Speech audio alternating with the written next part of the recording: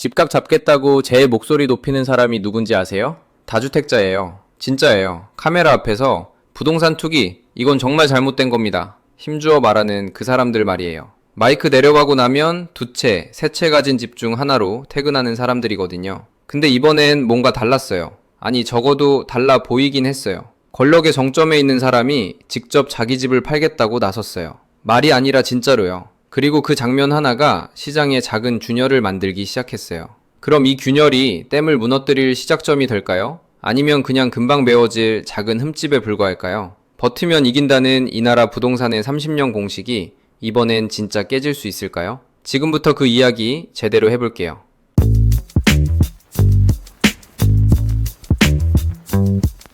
서울 밤 풍경 진짜 예쁘죠? 한강 위에 반짝이는 불빛들, 강변 따라 늘어선 아파트들. 근데 그 예쁜 풍경 안에서 지금 엄청나게 많은 사람들이 비명 지르고 있다는 거 알고 계세요? 광진구, 마포구, 성동구. 흔히 한강벨트라고 부르는 이 동네 아파트 값이 불과 1년 사이에 10억 원 가까이 올랐어요. 1년이요. 12달, 365일. 누군가는 그 1년 동안 밥도 아껴가며 저축했을 거고, 또 누군가는 밤새 야근하면서 통장 잔고 불렸을 거잖아요. 근데 그 피땀 흘린 결과가 아파트 한 채 들고 버틴 사람의 불로소득이랑 비슷하다면요. 아니, 오히려 아파트 가진 쪽이 훨씬 더 많이 벌었다면. 이거 그냥 집값 이야기가 아니에요. 이 사회가 도대체 어떤 사람한테 보상을 주는가, 그 이야기예요.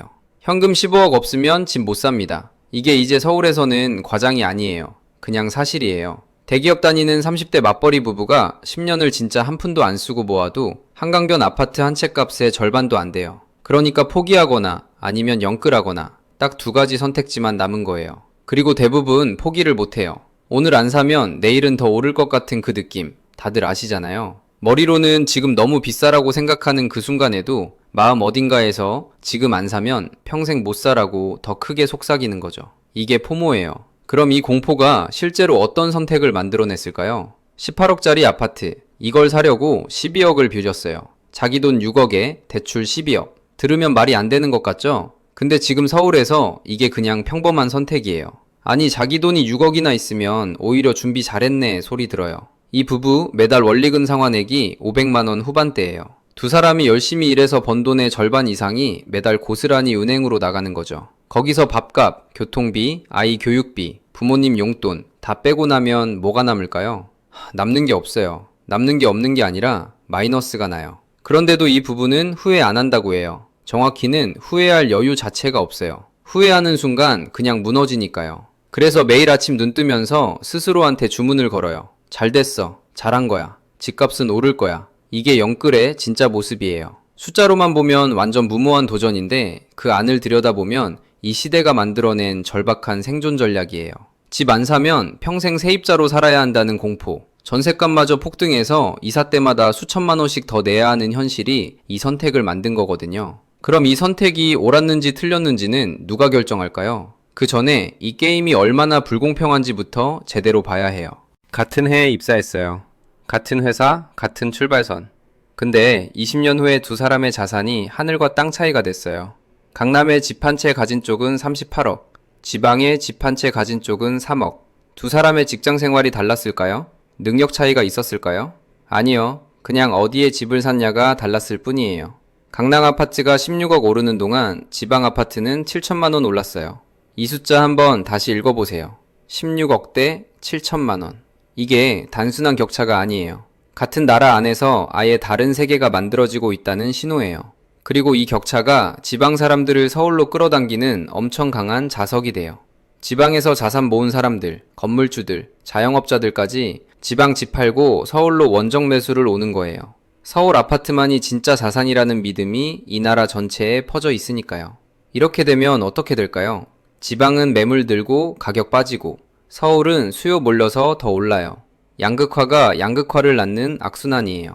그럼 정부는 이 구조를 어떻게 끊으려 했을까요? 부동산 정책은 항상 뒤늦게 와요. 그리고 뒤늦게 온 정책이 시장을 안정시키는 게 아니라 오히려 더 큰 혼란을 만든 적이 한두 번이 아니었죠. 이번 정부는 그 역사를 공부했어요. 그래서 이번엔 먼저 치고 나왔어요. 5월 9일 양도세 유예 종료. 더 이상 없다는 선언이에요. 이 정책의 핵심 논리는 사실 단순해요. 다주택자들이 집을 팔게 만들어야 한다는 거예요. 새 아파트 짓는 것만 공급이 아니거든요. 이미 지어진 집인데 투자 목적으로 꽁꽁 묶여있는 것들을 시장에 풀리게 하는 것. 그게 지금 당장 할 수 있는 가장 현실적인 공급 대책이에요. 양도세가 무거워지면 집 팔 때 세금을 많이 내야 해요. 그럼 더 팔기 싫어지겠죠? 역설적으로 들리죠? 근데 이 정부의 계산은 달라요. 유예기간 끝나기 전에 팔면 세금이 덜해요. 그 기회의 창이 닫히기 전에 팔게 만들겠다는 전략이에요. 지금이 마지막 기회야 라는 심리적 압박을 시장에 팍 심는 거죠. 근데 여기서 문제가 생겨요. 이 전략이 먹히려면 시장이 정부 말을 믿어야 해요. 과연 믿을까요? 이 바닥에서 가장 강력한 교재는 교과서가 아니에요. 역사예요. 지난 수십 년간 한국 부동산 역사가 반복해서 가르쳐준 교훈이 딱 하나 있거든요. 버티면 이긴다. 규제 왔어요. 버텼어요. 정권 바뀌었어요. 규제 풀렸어요. 집값 올랐어요. 이 패턴이 계속 반복된 거예요. 그러니까 지금 다주택자들은 이번에도 똑같을 거라고 굳게 믿어요. 정권 바뀌면 다시 원상복구된다. 이 믿음이 정부 정책의 가장 강력한 적이에요. 놀라운 건 이런 생각 가진 사람들이 나이든 투기꾼들만이 아니라는 거예요. 20대 다주택자들도 있어요. 월급을 통째로 종부세로 내면서도 집 팔지 않겠다는 사람들. 임대사업자로 등록해서 버티는 사람들. 이 사람들한테 정부 경고는 위협이 아니라 그냥 배경소음이에요. 그리고 이 틈을 파고드는 사람들도 있어요. 주택담보대출이 막히면 P2P 대출이랑 대부업을 써요. 아파트 매수가 어려우면 아직 규제 바뀐 입주권을 사요. 법인 명의로 돌리고 가족 명의로 쪼개고 증여로 절세하고. 이 방법들이 다 버젓이 유료 강의로 팔리고 있어요. 그 강의에 수백 명이 몰리고요. 부동산은 불패다 라는 믿음이 이 나라 전체에 퍼져 있는 한 규제는 방파제가 아니라 그냥 우회로 표지판이 되는 거예요. 그럼 정부한테 마지막 카드가 하나 남아 있어요. 숫자로 설득이 안 되면 직접 보여줘야 해요. 말은 쉬워요. 집 파세요. 누구나 할 수 있어요. 근데 그 말 하는 사람이 직접 자기 집을 파는 건 완전히 다른 이야기예요. 수도권, 꽤 좋은 입지의 아파트가 매물로 나왔어요. 팔면 손해냐고요? 숫자만 보면 그렇지 않아요. 근데 부동산 불패 신화가 지배하는 이 나라에서 권력의 정점에 있는 사람이 자발적으로 집을 파는 장면은 그냥 재산 처분이 아니에요. 이건 하나의 선언이에요. 그리고 그 선언은 바로 파장을 만들었어요. 주변 고위 공직자들한테도 압박이 가해지기 시작한 거죠. 말로는 파세요라고 안 해도 분위기가 그렇게 흘렀어요. SNS에는 실시간으로 매물 현황이 공유됐어요. 누가 팔았고 누가 아직 안 팔았는지. 이름이랑 얼굴이 공개된 공직자들한테 이건 꽤 묵직한 심리적 압박이에요. 실제로 이 장면 이후에 시장이 조금씩 반응하기 시작했어요. 강남권에서 수억 원 대린 급매물들이 나오기 시작한 거예요. 소문이 아니라 실거래 데이터에 찍히기 시작한 숫자자들이에요. 그럼 이 균열 계속될까요? 아니면 다시 닫힐까요? 5월 9일 양도세 유예가 끝나는 날. 이날을 기점으로 다주택자들이 집을 내놓느냐 아니면 끝까지 버티느냐가 판가름 나요. 전문가 전망이 딱 반으로 갈려요. 한쪽은 이렇게 말해요. 보유세랑 양도세를 동시에 버티기 어려운 다주택자들이 결국 손들고 매물을 쏟아낼 거다. 공급 늘면 가격 빠진다. 지금 강남에서 나오는 급매물들이 그 시작이다. 반대편은 이렇게 말해요. 아직도 똑같다. 버티면 이긴다는 학습 효과는 진짜 강력하고 규제 구멍 찾는 방법도 이미 다 퍼져 있다. 매물이 잠깐 나왔다가 다시 잠기면 매수 심리 폭발하고 더 크게 오른다. 누가 맞을까요?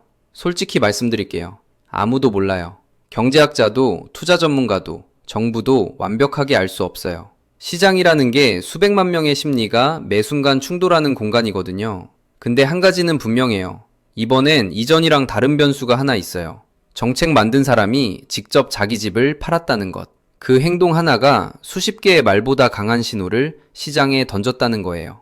버티는 게 미덕이던 시대가 끝나가고 있는 건지, 아니면 또 한 번 버틴 자가 이기는 역사가 반복되는 건지. 그 답은 5월 9일 이후에 숫자들이 써 내려갈 거예요.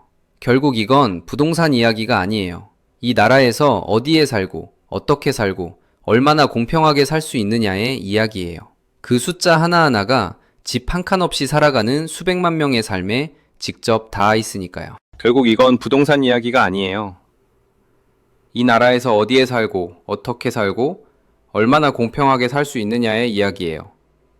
시장이 어떤 답을 내놓을지 우리 같이 지켜보자고요. 이 영상이 도움이 되셨다면 구독과 좋아요 부탁드립니다. 댓글로 여러분의 생각도 공유해주세요. 함께 배우고 성장하는 커뮤니티를 만들어 가겠습니다. 다음 영상에서 뵙겠습니다. 감사합니다.